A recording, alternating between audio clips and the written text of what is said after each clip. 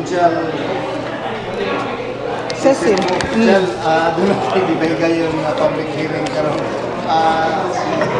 Tagay ko nila public hearing. Unsa isang public hearing na?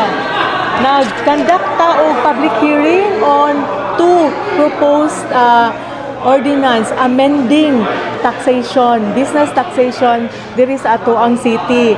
First, kato nga ordinance namo nga gihisgutan nga amending ordinance about to sa kanang requirements sa business renewal. So gisimplify nato.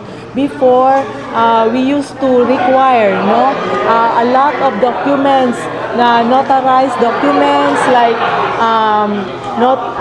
sworn statement on your gross income, sworn statement of the number of the employees you have, sworn statement of mga of the rental kaning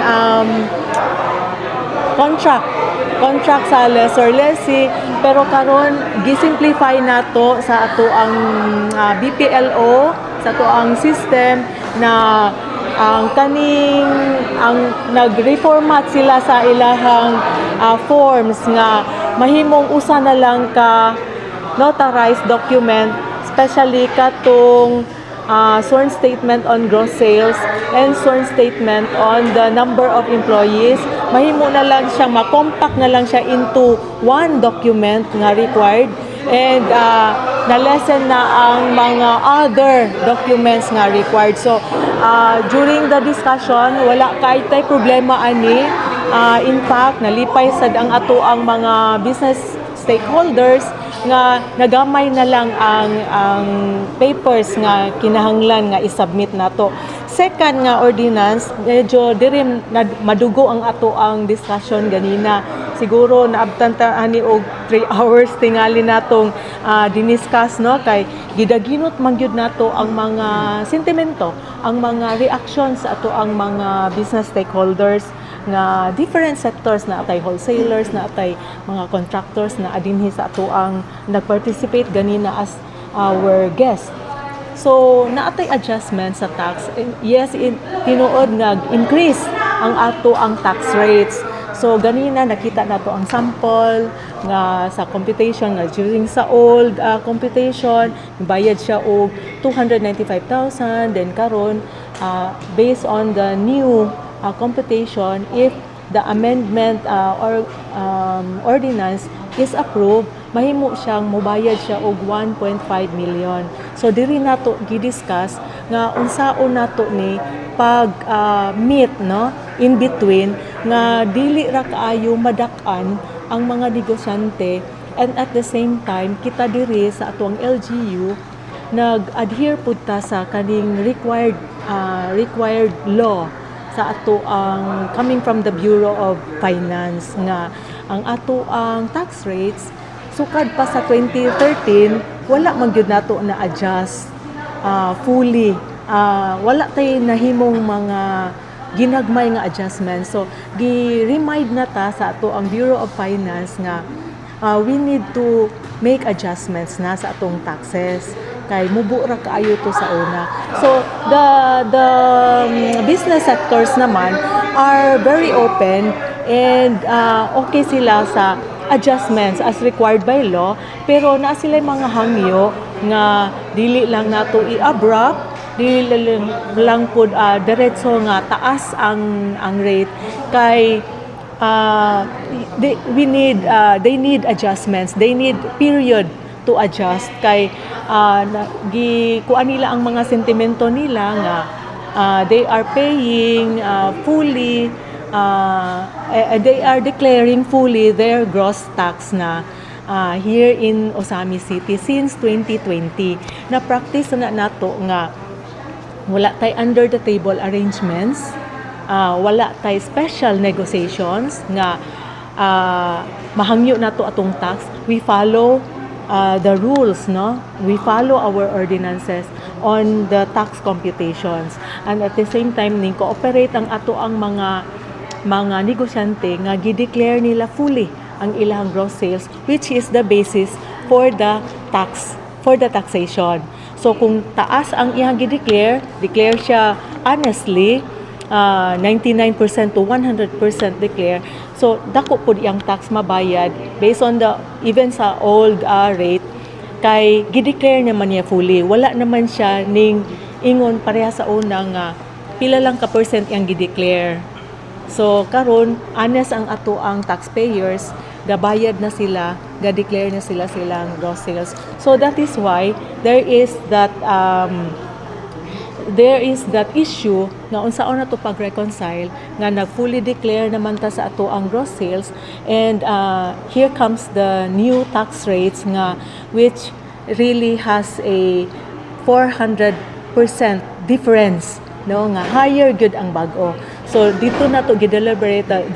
The public hearing was very fruitful ganina. Daghan kay tag na nakuha nga mga sentimento, daghan kay tag nakuha nga mga information nga possible impacts if mauni ang situation, So the good thing about this public hearing is makuha na to ang kinagamyan nga mga concerns, kinagamyan nga mga reklamo, kinagamyan nga mga yangungo sa ato ang business sector para lang ang ato ang ma-reconcile na to ang ato ang mga balaod pod for good local governance, and that ma-implement sad nato ang insakto, ang proper nga taxation diri sa atong Osamis City.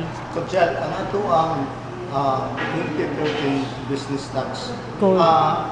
Sakto ba kung pilay i-increase gikan ato ang karon pilay atong business tax? So nabutang siya nga naatay increase of 390 something percent.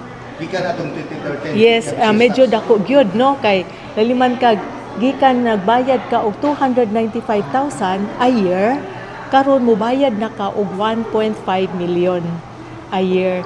So medyo makuratan gyud ta nga mga daghan ka itag mga businesses diri. I think we have 3,000 plus retailers.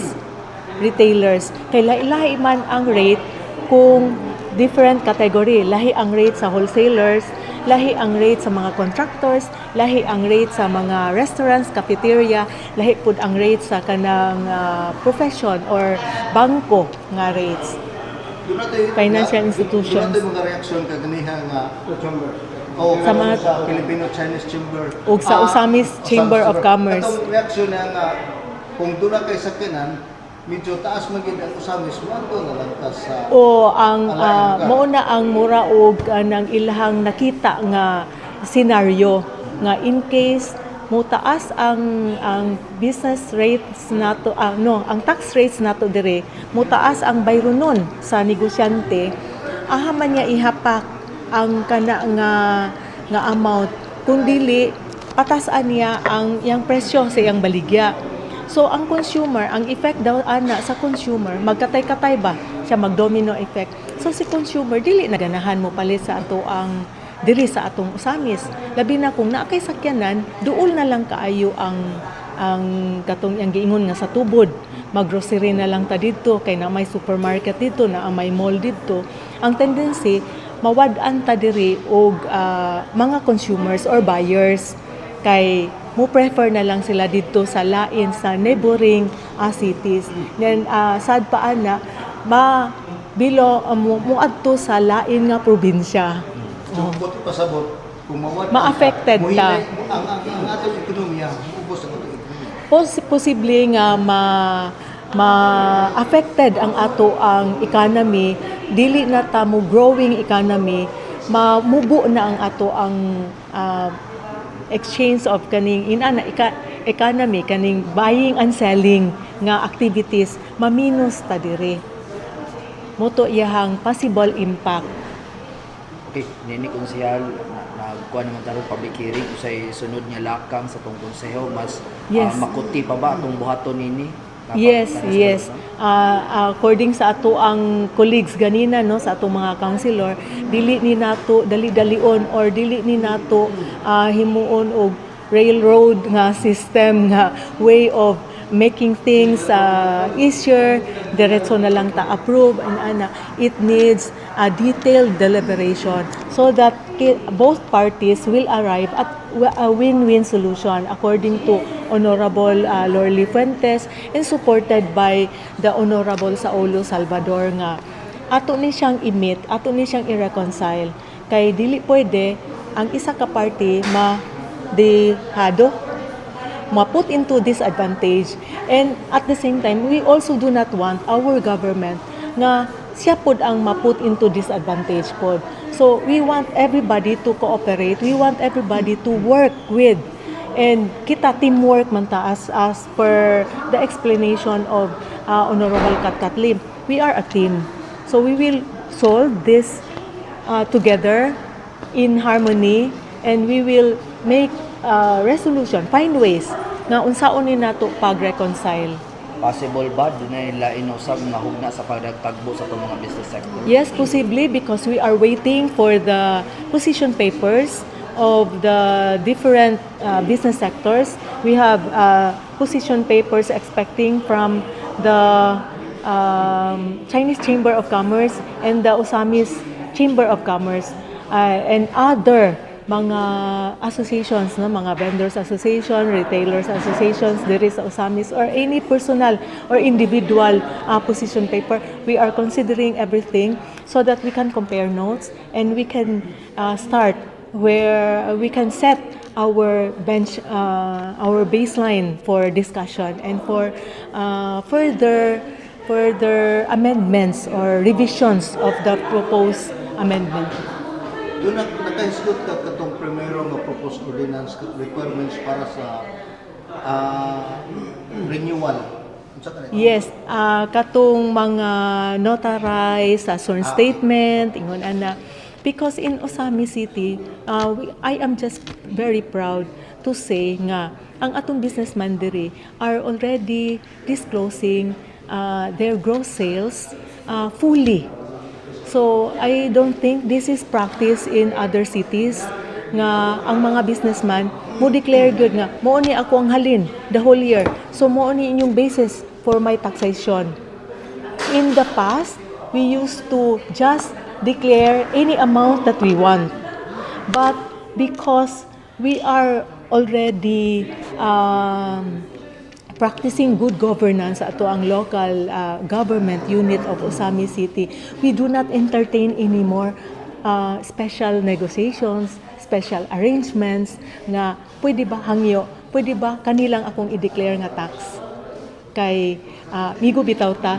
So we do not practice that one anymore. Diri sa ato open and transparency. We practice transparency. We don't practice hidden agenda. We don't practice secret or mga hidden arrangements and negotiations.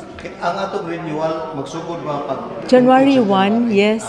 Oo. Pag kining atong proposed ordinance karon nga adjustment sa atong business tax. This is supposed to be included or will be part na unta sa January 1, but we will have to see kay we gave a deadline on December 15 this Monday to make the kaning business sector submit their position paper para mapaspasan sad nato o discuss and resolve.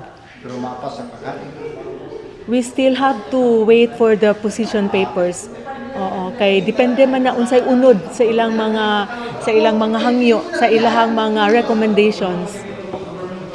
Salamat po sa hello. Imo na sa mensahe sa atong mga katawhan, no? Mga usabiso sa mga business sector nato. Yes, thank you kaayo ganinang nagpasalamat ta sa ilang presence. Everybody, almost all sectors are being represented well na adinhi din naminaw sa discussions, and this is what our government wants to happen sa atoang discussion, na abay interaction from the public, na makita nato si public and the government na agi communication line, no? So walay the government is ready to listen to the public, and the public is willing to cooperate and to air out also their problems. Wala na ba tagalisod pag preside ko? Sa kaya mo nagtaas-taas na ng discussion. Wala tagalisod pag preside ako? Giuhaw lang, Cons Janfel. Christmas greetings mo sa mga kasama.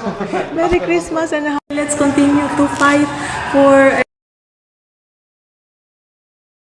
5 M's in our city and in this province.